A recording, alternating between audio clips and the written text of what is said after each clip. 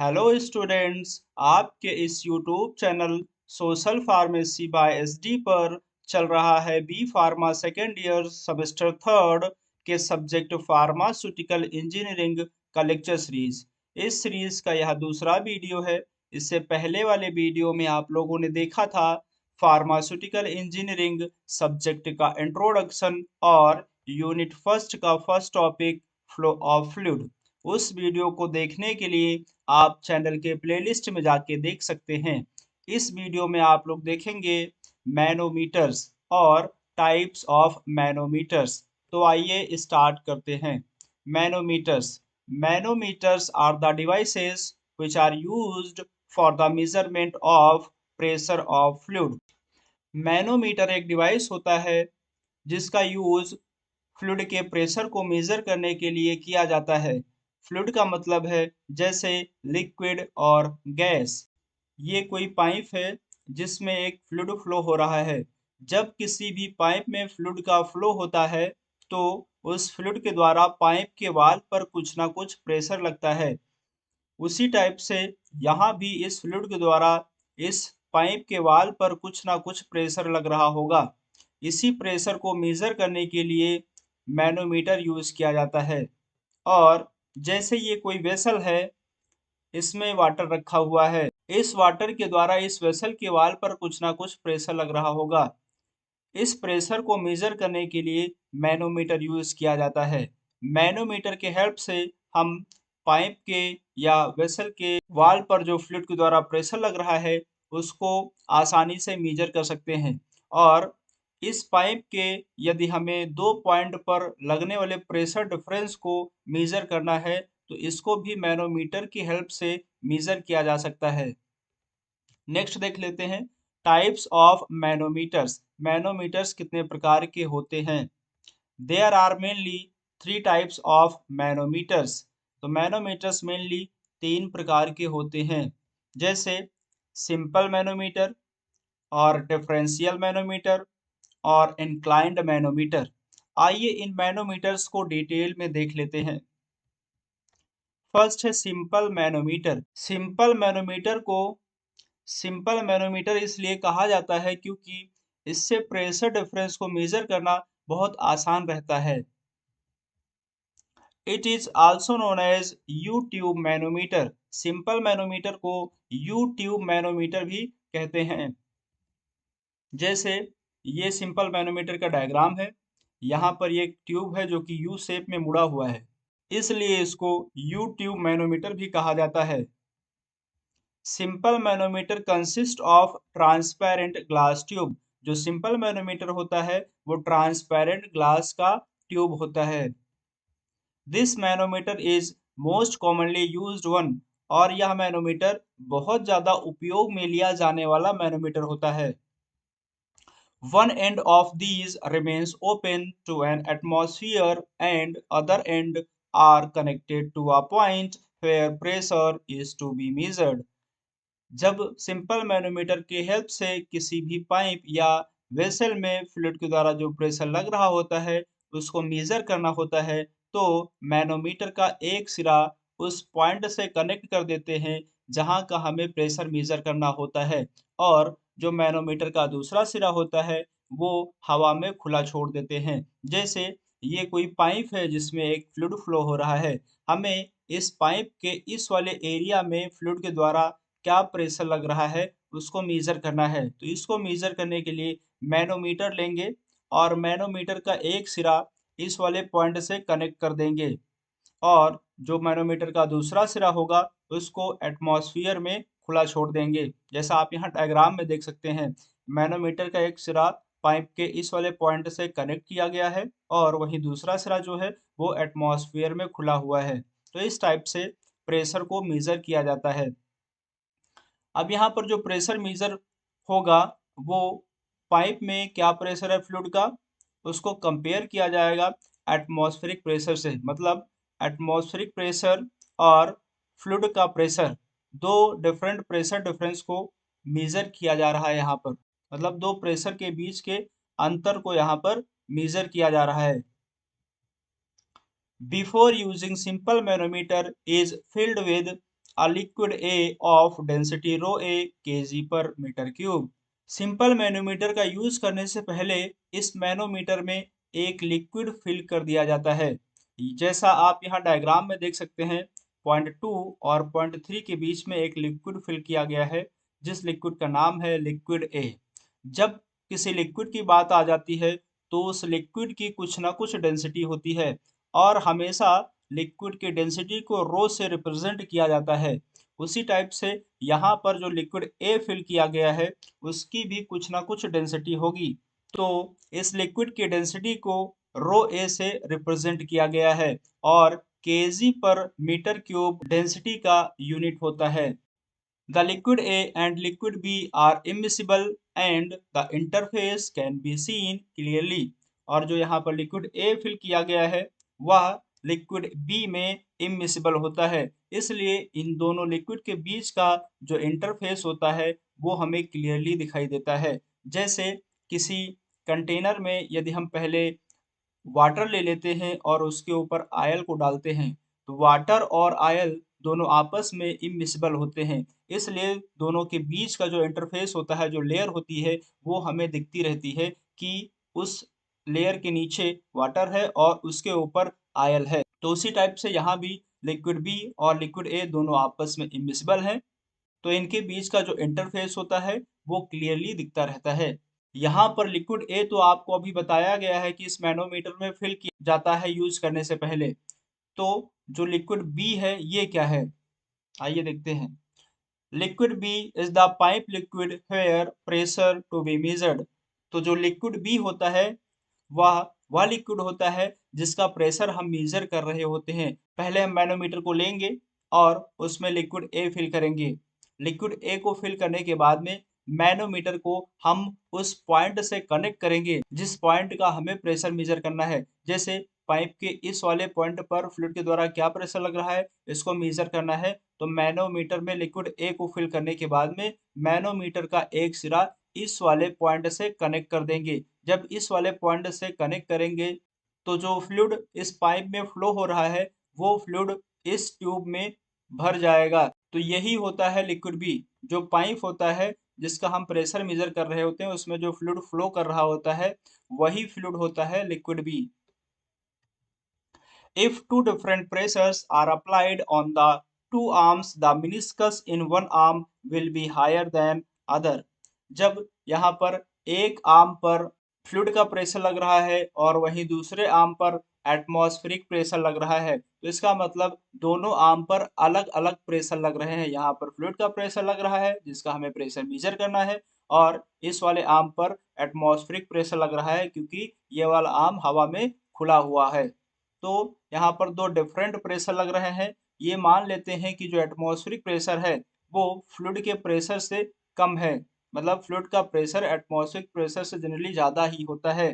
तो जब ऐसा होगा तो जो लिक्विड ए का ये मेनिस्कस है इन आर्म्स में, वो एक आर्म में लिक्विड का मेनिस्कस नीचे चला जाएगा और वहीं दूसरे आर्म में लिक्विड का मेनिस्कस ऊपर चला जाएगा। जब इस साइड से इस फ्लूइड का प्रेशर ज़्यादा होगा तो जो यहाँ पर लिक्विड फिल किया गया था पॉइंट 2 और पॉइंट 3 के बीच में, उसका लेवल इधर नीचे चला जाएगा और वहीं दूसरे आर्म में उसका लेवल ऊपर चला जाएगा। जैसा यहाँ दिखाया गया पॉइंट 3 तक पहले फिल किया गया था, उसके बाद में पॉइंट 4 पर ये मूव करके पहुँच गया है। तो ये यहाँ पर कंडीशन आएगी कि एक आर्म में लिक्विड का मेनिस्कस लोअर होगा और दूसरे आर्म में लिक्विड का मेनिस्कस अपर होगा। अब यहाँ पर हम पॉइंट्स को मार्क कर लेते हैं। जो मैनोमीटर का सिरा पाइप से कनेक्ट किया गया है उसको मान लेते हैं कि ये पॉइंट 1 है, और जो इंटरफेस है वो हमें दिख रहा है उस पॉइंट को मान लेते हैं पॉइंट 2 है, और जिस लेवल तक पहले लिक्विड दूसरे आर्म में था उसको मान लेते हैं ये पॉइंट 3 है। और जब इधर से प्रेशर फ्लूइड का लगा तो एक आर्म में जो मेनिस्कस है लिक्विड ए का वो ऊपर चला गया। जहां पर अभी ये लिक्विड का मेनिस्कस है उसको पॉइंट 4 मान लेते हैं, और जो दूसरा सिरा मैनोमीटर का है जो कि हवा में खुला हुआ है उसको पॉइंट 5 मान लेते हैं, और पॉइंट 5 से पॉइंट 4 तक की हाइट को एम मान लेते हैं, और पॉइंट 4 से पॉइंट 3 तक की हाइट को आर मान लेते हैं। ये लिक्विड बी है जो कि उस ट्यूब का लिक्विड है। जिसका हमें प्रेशर मेजर करना है, और ये लिक्विड ए है जो कि पहले इसमें फिल किया गया है। अब हम लोग देखते हैं इन पॉइंट्स पर पॉइंट 1, पॉइंट 3, पॉइंट 2, पॉइंट 4 और पॉइंट 5 पर क्या प्रेशर लग रहा है। Let pressure at point 1 is P1 Pascal and at point 5 P2 Pascal। तो हम ये मान लेते हैं कि पॉइंट 1 पर जो फ्लूइड का प्रेशर लग रहा है वो P1 है, और जो पॉइंट 5 पर एटमॉस्फेरिक प्रेशर लग रहा है वो P2 है। तो हमें दो पॉइंट का प्रेशर पता चल चुका है, पॉइंट 1 और पॉइंट 5 का। अब देख लेते हैं पॉइंट 2 पर क्या प्रेशर है। The pressure at point 2 can be written as. तो पॉइंट 2 पर जो प्रेशर लग रहा है उसको इस टाइप से लिखा जा सकता है, P1 plus M plus R रो बी जी। ये इक्वेशन फर्स्ट हो जाएगा। और ये इक्वेशन आया कहाँ से? तो ये इक्वेशन इस वाले फार्मूले से आया। ये फार्मूला क्या है? तो ये फार्मूला फ्लूइड के प्रेशर को मेजर करने का फार्मूला है, जो कि पिछले लेक्चर में आप लोगों को बताया गया था। यदि आपने उस वीडियो को नहीं देखा है तो आप चैनल के प्लेलिस्ट में जाके देख लीजिए, तो आपकी समझ में आ जाएगा कि ये फार्मूला कैसे आया। तो यहाँ पर जो डेल्टा पी है इसका मतलब है प्रेशर डिफरेंस, और जो डेल्टा एच है इसका मतलब है हाइट, और जो रो है इसका मतलब होता है लिक्विड का डेंसिटी, और जो जी है इसका मतलब होता है एक्सेलरेशन ड्यू टू ग्रेविटी। तो यहाँ पर पॉइंट 2 के ऊपर से जो प्रेशर लग रहा है वो है P1। तो हम पहले P1 को लिख लेते हैं, प्लस इसके साथ ही साथ में जो चीजें यहाँ दी गई हैं इनको हम मैनोमीटर्स के हेल्प से लिखेंगे। जैसे H का मतलब है हाइट, तो पॉइंट 1 से पॉइंट 2 तक की हाइट क्या है वो इधर दी गई है। जो हाइट पॉइंट 5 से पॉइंट 3 तक की है वही हाइट पॉइंट 1 से पॉइंट 2 तक की भी है। इसलिए हम इस हाइट को H की जगह पर M प्लस R लिख देते हैं। और यहाँ पर रो है तो हमें लिक्विड की डेंसिटी रखनी है। पॉइंट 2 के ऊपर जो लिक्विड फिल है वो लिक्विड है लिक्विड बी, इसलिए इस लिक्विड का जो डेंसिटी हो जाएगा वो हो जाएगा रो बी, और जी तो जी ही रहेगा। अब हमें यहाँ पर 3 पॉइंट का प्रेशर पता चल चुका है, एक तो पॉइंट 1 का और दूसरा पॉइंट 5 का और पॉइंट 2 का। अब हम देख लेते हैं पॉइंट 3 पर क्या प्रेशर है। Since the point 2 and point 3 are same height, the pressure at point 3 can be written as। तो जो point 2 है और point 3 है ये दोनों सेम हाइट पर हैं, इसलिए जो प्रेशर point 2 पर लग रहा है वही प्रेशर point 3 पर भी लग रहा होगा, तभी ये दोनों पॉइंट सेम लेवल पर हैं। अगर इस साइड से ज्यादा प्रेशर लग रहा होता तो ये पॉइंट 3 यहाँ पर ना होता, पॉइंट 3 ऊपर चला जाता। अगर इस साइड से ज्यादा प्रेशर लग रहा होता तो पॉइंट 3 यहाँ ना होता, पॉइंट 3 नीचे आ जाता और पॉइंट 2 ऊपर चला जाता है। तो ये दोनों पॉइंट सेम हाइट पर दिख रहे हैं, तो इसका मतलब ये है कि दोनों साइड से लगने वाला प्रेशर बराबर है इन पॉइंट्स पर, और ये दोनों पॉइंट्स सेम लेवल पे हैं, इसलिए जो प्रेशर पॉइंट 2 पर लग रहा है वही प्रेशर पॉइंट 3 पर भी लग रहा होगा। तो जो प्रेशर यहाँ लग रहा था पॉइंट 2 पर वही प्रेशर हम पॉइंट 3 पर भी लिख लेते हैं, P1 plus M plus R रो बी जी, और ये इक्वेशन सेकंड हो जाएगा। अब हमें 4 पॉइंट का प्रेशर पता चल चुका है, पॉइंट 1, पॉइंट 2, पॉइंट 3 और पॉइंट 5 का। आइए देखते हैं पॉइंट 4 पर क्या प्रेशर है। Pressure at point 4 can be measured from 2 points, from P2 side and from point 3 side also. तो पॉइंट 4 पर लगने वाले प्रेशर को हम दो साइड से मेजर कर सकते हैं, एक तो पॉइंट P2 साइड से और दूसरा पॉइंट 3 के साइड से। तो आइए देखते हैं पॉइंट 4 पर पॉइंट P2 साइड से क्या प्रेशर लग रहा है। So pressure at point 4 from P2 side, P2 plus M rho B G. Point 4 ये है, यहाँ पर ऊपर से P2 प्रेशर लग रहा है तो मैंने यहाँ पर P2 लिखा है, प्लस इसके साथ ही साथ में उसी वाले फार्मूले से जो फ्लूइड के प्रेशर को मेजर करने वाला फार्मूला था उसमें पहले H लिखा हुआ था मतलब हाइट, तो हमने यहाँ पर पॉइंट 4 और पॉइंट 5 तक की जो हाइट है M उसको लिख दिया है। और उसके बाद में उस फार्मूले में रो था, तो यहाँ पर पॉइंट 4 के ऊपर जो लिक्विड फिल है वो लिक्विड बी है, तो इसलिए हम यहाँ पर रो बी लिख देते हैं, और जी तो जी ही रहेगा। तो इस टाइप से पॉइंट 4 पर लगने वाला प्रेशर पॉइंट P2 साइड से निकल आया, जो कि ये है, और ये क्वेश्चन नंबर थर्ड हो जाएगा। नेक्स्ट बात कर लेते हैं पॉइंट 4 पर ही पॉइंट 3 के साइड से क्या प्रेशर लग रहा है। Pressure at point 4 from point 3 side. So from the equation 2। तो जो पॉइंट 4 पर प्रेशर लग रहा है पॉइंट 3 के साइड से, वो इक्वेशन 2 से डेराइव्ड है, मतलब वो इक्वेशन 2 से रिलेटेड है। P1 plus M plus are rho B g, जो इक्वेशन 2 था पहले उसको लिखा गया है। उसके बाद इसमें से माइनस कर दिया गया है आर रो ए जी को। आर रो ए जी क्या है, और इक्वेशन 2 से इसको माइनस क्यों किया गया है? तो आर रो ए जी, पहले तो इस पॉइंट पर जो प्रेशर लग रहा था वो इक्वेशन 2 था, ये वाला प्रेशर लग रहा था, तो पहले उसको लिख लिया गया है। उसके बाद पॉइंट 4 और पॉइंट 3 तक की हाइट है आर, इसको माइनस कर दिया गया है। और इस पॉइंट के ऊपर जो लिक्विड फिल है, ये लिक्विड ए ही था जो ऊपर मूव करके चला गया था पॉइंट 4 पर, इधर से ज़्यादा प्रेशर होने की वजह से। तो यहाँ पर डेंसिटी लिखी जाएगी रो ए, जो कि लिक्विड ए की डेंसिटी होगी, और जी तो जी ही रहेगा। इस टाइप से जो प्रेशर पॉइंट 2 पर लग रहा था उसमें से हाइट और इस लिक्विड ए की डेंसिटी और ग्रेविटी को माइनस कर दिया जाएगा, तो ये प्रेशर इस वाले पॉइंट से हट जाएगा। जो प्रेशर ये इतने फ्लूइड का हुआ, ये इतने फ्लूइड का प्रेशर इस वाले पॉइंट से हट जाएगा, माइनस हो जाएगा, तो ये पॉइंट पॉइंट 3 पॉइंट 4 पर आ जाएगा, मतलब ये वाला लेवल यहाँ पर पहुंच जाएगा। ठीक है, तो इस टाइप से ये इक्वेशन 4 हो गया। अब इक्वेशन 4 और इक्वेशन 3 दोनों बराबर होंगे। रीजन क्या है? Because we measure pressure at point 4 from both side. तो इक्वेशन 4 और इक्वेशन 3 इसलिए बराबर होंगे क्योंकि हम पॉइंट 4 पर ही प्रेशर मेजर कर रहे हैं, P2 साइड से और पॉइंट 3 के साइड से।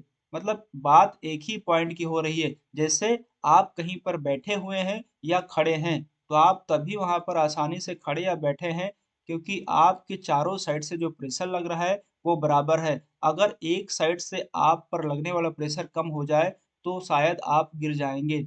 उसी टाइप से ये पॉइंट 4 यहाँ पर इसलिए रुका हुआ है क्योंकि इधर से लगने वाला प्रेशर और इधर से लगने वाला प्रेशर, दोनों प्रेशर बराबर है। अगर इधर का प्रेशर ज्यादा हो जाए तो इस पॉइंट 4 को ऊपर कर देगा, अगर इस साइड से लगने वाला प्रेशर ज्यादा हो जाए तो पॉइंट 4 यहाँ नहीं रुकेगा, वो नीचे आ जाएगा, है ना। तो इसलिए क्वेश्चन 4 जो कि पॉइंट 4 पर लगने वाला प्रेशर है पॉइंट 3 के साइड से, और इक्वेशन 3 जो कि पॉइंट 4 पर लगने वाला प्रेशर है पॉइंट P2 के साइड से, ये दोनों बराबर होंगे। आइए इक्वेशन 4 को लिख लेते हैं। तो ये इक्वेशन 4 है और ये इधर इज इक्वल टू के इस साइड में इक्वेशन 3 लिखा गया है। इक्वेशन 4 था P1 plus M plus are rho B ji minus are rho A G is equal to यही वाला sign P2 plus M rho B G. Equation 4 और इक्वेशन 3 इस टाइप से बराबर हो गए। अब यहाँ से कुछ नहीं करना है, इस इक्वेशन को सॉल्व कर लेना है। बस लास्ट में फार्मूला आ जाएगा जिसकी हेल्प से प्रेशर को कैलकुलेट किया जाता है।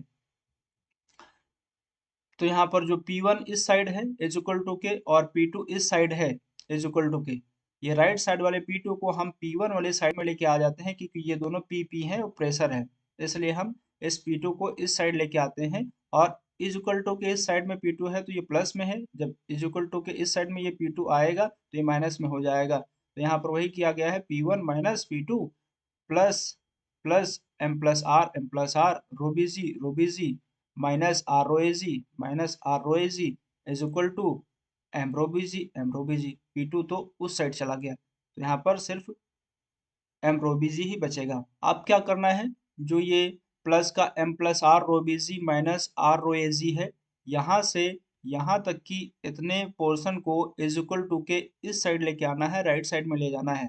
तो ये इक्वेशन कुछ इस टाइप से हो जाएगा P1 minus P2 is equal to, ये पोर्शन इज इक्वल टू के उस साइड चला गया, तो यहाँ पर पहले एम रो बी जी था पहले से, तो उसको पहले यहाँ पर लिख लिया गया है। ये जब इज इक्वल टू के उस साइड जाएगा तो इधर प्लस में है तो ये माइनस में हो जाएगा, वही लिखा गया है, प्लस को माइनस कर दिया गया है। एम प्लस आर था यहाँ पर, एम माइनस आर हो जाएगा। रो बी जी को रो बी जी लिखा गया है, माइनस को प्लस कर दिया गया है, और आर रो ए जी लिख दिया गया है। यहाँ पर जो P1 माइनस P2 है इसको डेल्टा P लिखा जा सकता है क्योंकि प्रेशर डिफरेंस को डेल्टा P से रिप्रेजेंट किया जाता है, तो इसलिए P1 माइनस P2 को डेल्टा P लिख लेते हैं। Delta P is equal to rho B ji minus M minus are rho B G plus are rho A G, ये इस टाइप का इक्वेशन हो जाएगा। अब क्या करना है, यहाँ पर ये जो ब्रैकेट में एम माइनस आर है इसको ओपन कर लेना है। जब इसको ओपन करेंगे तो कुछ इक्वेशन इस टाइप से हो जाएगा, delta P is equal to M rho B ji minus minus, एक बार एम को रो बी जी के साथ में लिखा गया है, देखो एम रो बी जी यहाँ पर है तो यहाँ पर लिखा गया है एम रो बी जी, ठीक है। एक बार माइनस आर को रो बी जी के साथ में लिखा गया है minus are rho B G plus plus are rho A G. अब क्या करना है यहाँ पर जो एम रो बी जी है और ये दूसरा भी एम रो बी जी है, दोनों सेम चीजें हैं, एक प्लस में है और दूसरा माइनस में है, इसलिए ये दोनों चीजें आपस में कैंसिल आउट हो जाएंगी। तो जब ये कैंसिल हो जाएंगी तो लास्ट में हमारे पास क्या बचेगा, तो लास्ट में हमारे पास बचेगा delta P is equal to minus are rho B G, ये minus are rho B G बचेगा प्लस आर रो ए जी बचेगा।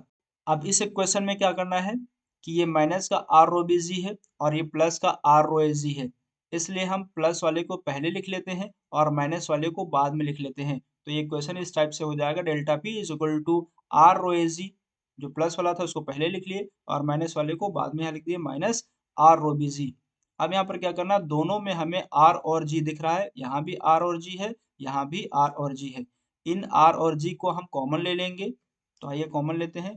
कॉमन लेने के बाद में कुछ इक्वेशन इस टाइप से हो जाएगा, आर ब्रैकेट के बाहर आ गया और जी भी ब्रैकेट के बाहर आ गया, तो ब्रैकेट में क्या बचा, रो ए माइनस रो बी, तो इक्वेशन 5 हो जाएगा। यही फाइनल इक्वेशन है जिसका यूज किया जाता है सिंपल मैनोमीटर से प्रेशर डिफरेंस को कैलकुलेट करने के लिए। यहाँ पर जो आर है वो हाइट है 0.4 और 0.3 तक की। जब एक साइड से प्रेशर ज्यादा लगता है तो जो लिक्विड इसमें पहले से फिल किया गया होता है उसका मेनिस्कस मूव कर जाता है ऊपर साइड में और उसी डिस्टेंस को आर बोला गया है। और इस डिस्टेंस को आसानी से मेजर किया जा सकता है, सिर्फ इसी डिस्टेंस को मेजर करके हम प्रेशर डिफरेंस को कैलकुलेट कर सकते हैं। रो ए के बारे में तो आपको पता ही होगा क्योंकि जो लिक्विड लेंगे उसकी कुछ ना कुछ डेंसिटी होगी, वो डेंसिटी पता रहती है। रो बी, जिस फ्लूइड का प्रेशर हमें मेजर करना है उस फ्लूइड के बारे में हमें पता है कि वो वाटर है कि आयल है, तो उसकी भी डेंसिटी हमें पता होती है, तो इन दोनों की डेंसिटी हमें पहले से पता होती है। और जो जी होता है वो भी हमें पता होता है, वो कांस्टेंट होता है, तो इसलिए इन सब की वैल्यू हमको पहले से पता होती है। हमें क्या मेजर करना होता है, हमें सिर्फ आर मेजर करना होता है जो कि 0.3 और 0.4 तक की हाइट होती है। इसी आर को हम आसानी से मेजर करके स्केल से यहाँ पर उस वैल्यू को पुट करेंगे और कैलकुलेशन कर लेंगे तो हमारे पास में प्रेशर डिफरेंस निकल के आ जाएगा कि पॉइंट ए पर जो फ्लूइड के द्वारा, पाइप के फ्लूइड के द्वारा प्रेशर लग रहा है वो कितना डिफरेंट है एटमॉस्फेरिक प्रेशर से। तो इस टाइप से प्रेशर डिफरेंस को सिंपल मैनोमीटर की हेल्प से कैलकुलेट किया जाता है। आइए इस इक्वेशन के कुछ इंपॉर्टेंट कंक्लूजन है उसको देख लेते हैं। Important conclusion draw from equation 5. First conclusion है, it is easy to measure R value in meters. तो यहाँ पर जो 0.3 और 0.4 तक की हाइट थी आर, इसको आसानी से मेजर किया जा सकता है। The value of delta P pascal is independent of the value of M and also the dimensions of the U tube. जैसे ये इक्वेशन 5 है, यहाँ पर देख सकते हैं, यहाँ पर आपको इस इक्वेशन में मतलब प्रेशर डिफरेंस को कैलकुलेट करने के लिए एम कहीं पर नहीं लिखा हुआ है, एम को यहाँ पर रखने की जरूरत नहीं है, एम की वैल्यू का कोई यहाँ पर रोल नहीं है और ना ही यहाँ पर पाइप के डायमीटर का कोई रोल है। मतलब पाइप का डायमीटर चाहे कम हो या ज्यादा हो, डेल्टा पी से उसका कोई मतलब नहीं है। उसी टाइप से 0.4 से 0.5 तक की जो हाइट है एम, इसका भी डेल्टा पी पास्कल से कोई भी मतलब नहीं है। नेक्स्ट देख लेते हैं सिंपल मैनोमीटर कहाँ कहाँ यूज किया जाता है। तो applications of simple manometer, it is mostly use in the laboratories. जो सिंपल मैनोमीटर होता है वो मोस्टली लेबोरेटरीज में यूज किया जाता है।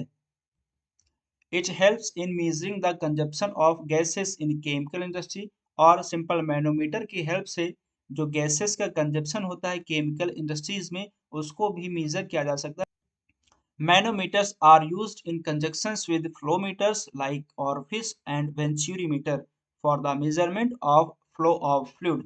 Manometers का यूज किया जाता है फ्लोमीटर्स के साथ में, जैसे ऑरिफिस मीटर हो गया और वेंचुरोमीटर हो गया, ये दोनों फ्लोमीटर्स हैं और इनके साथ में मैनोमीटर को कनेक्ट करके यूज किया जाता है फ्लूइड के फ्लो को मेजर करने के लिए। नेक्स्ट मैनोमीटर की बात कर लेते हैं, differential manometer.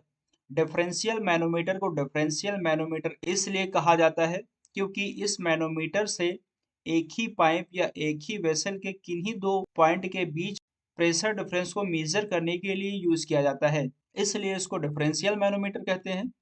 It is also known as two fluid U tube manometer, और इस मैनोमीटर को two fluid U tube manometer भी कहते हैं, क्योंकि इसमें पहले से दो फ्लूइड फिल होते हैं या दो फ्लूइड फिल कर दिए जाते हैं इसको यूज करने से पहले, लिक्विड ए और लिक्विड बी, जैसा डायग्राम में आप देख सकते हैं। और इस मैनोमीटर का जो शेप है वो यू शेप का है, तो two fluid U tube manometer इसको कहा जाता है।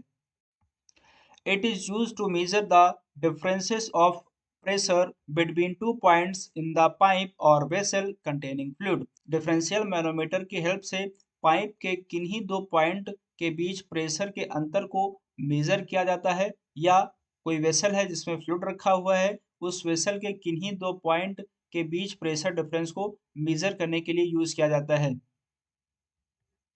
इट इज ओकेजनली यूज्ड, और ये मैनोमीटर कभी कभी यूज किया जाता है, जनरली सिंपल मैनोमीटर यूज किया जाता है। It is a sensitive device by which we measure even small gas pressure, तो यह सेंसिटिव डिवाइस होता है, इससे स्मॉल गैस के प्रेशर को भी मेजर किया जा सकता है।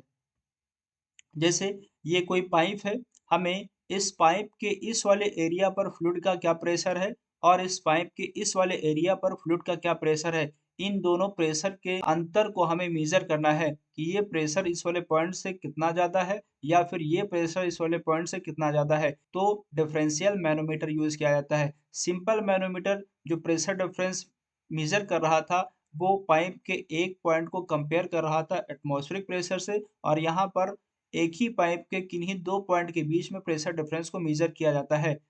अब यहाँ भी हम पॉइंट्स को मार्क कर लेते हैं, पॉइंट 1, पॉइंट 2, पॉइंट 3 और पॉइंट 4, पॉइंट 5, पॉइंट 6 और पॉइंट 7। मतलब इस साइड से लगने वाला प्रेशर यहाँ पर ज़्यादा दिखाया गया, जिसकी वजह से जो लिक्विड ए है इसका मेनिस्कस पहले पॉइंट 4 पर था, और जब प्रेशर इधर से ज़्यादा लगा तो ये यहाँ से मूव करके पॉइंट 5 पर चला गया। और यहाँ पर चैम्बर बड़ा है, इस वजह से अगर थोड़ा बहुत प्रेशर यहाँ पर लगता है तो लिक्विड का मूवमेंट तो होता है लेकिन क्लियरली वो दिखता नहीं है। वहीं यहाँ पर पाइप का डायामीटर कम है, इसलिए अगर थोड़ा भी मूवमेंट इसमें फ्लूइड का होता है तो वो ज़्यादा डिस्टेंस मूव कर जाता है। तो इसी डिस्टेंस को मेजर किया जाता है और इसी वैल्यू को पुट करके फार्मूले में कैलकुलेशन कर लिया जाता है। It contains two immiscible liquids A and B having nearly same densities, और इसमें जो लिक्विड A लिया गया है, लिक्विड B लिया गया है, ये दोनों आपस में इमिसिबल होते हैं और इन दोनों की जो डेंसिटी होती है वो लगभग सेम होती है। The U-tube contains of enlarged chambers on both limbs, और इसके दोनों लिम्ब में इनलार्ज चैम्बर होता है, जैसा कि यहाँ देख सकते हैं, ये एक इनलार्ज चैम्बर ये है और दूसरा इनलार्ज चैम्बर ये है। Hence, meniscus of liquid in these enlarged chambers does not change appreciably with change in the reading R। मतलब अगर थोड़ा भी प्रेशर इधर लगता है तो यहाँ पाइप का डायमीटर कम होने की वजह से यहाँ पर जो लिक्विड A है वो ज़्यादा डिस्टेंस मूव करता है, और वहीं इन इनलार्ज चैम्बर में अगर लिक्विड का मेनिस्कस थोड़ा बहुत कम ज़्यादा होता है तो वो क्लियरली दिखता नहीं है। By using the principle of simple manometer, the pressure difference delta P Pascal can be written as। अब जिस टाइप से सिंपल मैनोमीटर में डेरिवेशन किया गया था, यदि उसी प्रिंसिपल का या उसी टाइप से यहाँ भी डेरिवेशन करेंगे तो डिफरेंशियल मैनोमीटर के लिए फार्मूला आएगा प्रेशर डिफरेंस को कैलकुलेट करने का, वो कुछ ऐसा होगा, delta P is equal to R rho C minus rho B G. Advantage क्या है इसका? It is a sensitive device. They measure the pressure difference with extreme precision। ये सेंसिटिव डिवाइस है, इससे स्मॉल प्रेशर डिफरेंस को major किया जा सकता है, वो भी बहुत अच्छे तरीके से प्रिसीजन के साथ में। नेक्स्ट मैनोमीटर की बात कर लेते हैं, इंक्लाइंड मैनोमीटर। इंक्लाइंड मैनोमीटर को इंक्लाइंड मैनोमीटर इसलिए कहा जाता है क्योंकि एक लिम्ब थोड़ा सा इंक्लाइंड होता है या झुका हुआ होता है। It is the modification of differential manometer. जो इंक्लाइंड मैनोमीटर है वो मॉडिफाइड रूप होता है डिफरेंशियल मैनोमीटर का। It is a manometer which measures the minute pressure differences between any 2 points in a fluid contained in a pipe or vessel। इस manometer का use किया जाता है माइन्यूट प्रेशर डिफरेंस को मेजर करने के लिए। कहाँ का प्रेशर डिफरेंस? तो किसी भी पाइप का प्रेशर डिफरेंस जिसमें फ्लूइड का फ्लो हो रहा हो या फिर किसी वेसल में जिसमें फ्लूइड रखा हुआ हो। This type manometer increases the accuracy of pressure determination particularly for small pressure differences। इस मैनोमीटर के हेल्प से एक्यूरेसी के साथ में स्मॉल प्रेशर डिफरेंस को आसानी से मेजर किया जा सकता है। One arm of this manometer is kept vertical while other is inclined at an angle theta। जो inclined मैनोमीटर का एक आर्म होता है वह वर्टिकल होता है और वही दूसरा जो आर्म होता है वह इंक्लाइंड होता है। जैसा आप यहाँ डायग्राम में देख सकते हैं, ये एक आर्म है जो कि वर्टिकल है और जो दूसरा आर्म है इस मैनोमीटर का वो थोड़ा सा झुका हुआ है, मीन्स इंक्लाइंड है। In vertical leg have enlargement chamber while inclined leg narrow tube। जो vertical leg है इसमें देख सकते हैं ये enlargement chamber है और जो inclined leg है उसमें एक narrow tube लगा हुआ है। If the pressure P1 is higher than P2, the moment of meniscus in enlargement chamber is negligible। यदि जो vertical leg पर प्रेशर P1 लग रहा है वह ज़्यादा होता है इंक्लाइंड लेग पर लगने वाले प्रेशर से, मतलब P2 प्रेशर से, तो यहाँ पर जो मेनिस्कस का मूवमेंट होता है लिक्विड का वो क्लियरली नहीं दिखता है और इस चीज़ को ना दिखने की वजह से या बहुत कम मूवमेंट होता है, इस वजह से इसको नेग्लेक्ट कर देते हैं, इसको मेजर नहीं किया जाता है। और इस साइड से थोड़ा भी प्रेशर लगता है तो यहाँ पर जो लिक्विड का मूवमेंट है वो ज़्यादा होता है क्योंकि यहाँ का ट्यूब नैरो है और इसी डिस्टेंस को मेजर किया जाता है। The measurable distance moved by meniscus is given by R1। और ये measurable distance होती है, इसी को measure किया जाता है जिसको R1 से represent किया गया है। By using the principle of simple manometer, the pressure difference delta P Pascal can be written as। तो जैसे सिंपल मैनोमीटर में डेरिवेशन किया गया था उसी टाइप से यदि यहाँ भी डेरिवेशन करेंगे तो इसके लिए जो फार्मूला निकल के आएगा वो होगा delta P is equal to G R one rho A minus rho B sine theta. इस फार्मूले से आर वन की वैल्यू यहाँ से कैलकुलेट करके यहाँ पर पुट करके हम इजीली कैलकुलेट कर सकते हैं इन दोनों लेग पर या आर्म पर क्या प्रेशर डिफरेंस है। The pressure difference delta P Pascal only depends upon distance R1 and angle of inclination। तो जो डेल्टा P Pascal मतलब जो प्रेशर डिफरेंस है वो सिर्फ R1 पर डिपेंड है और एंगल ऑफ इंक्लिनेशन मतलब कितना ये इसका लेग झुका हुआ है, इन दो चीजों पर डिपेंड होता है। यहाँ पर देख सकते हैं कि इस फार्मूले में R1 का रोल है और साइन थीटा का रोल है जो एंगल ऑफ इंक्लिनेशन है। इस वीडियो में इतना ही। नेक्स्ट वीडियो में आप लोग देखेंगे यूनिट फर्स्ट का next topic Reynolds number and its significance. इस वीडियो का प्रॉपर स्टैंडर्ड नोट्स लेने के लिए आप हमारे टेलीग्राम चैनल से डाउनलोड कर सकते हैं। टेलीग्राम चैनल का लिंक हम आपको डिस्क्रिप्शन में दे देंगे। Thank you.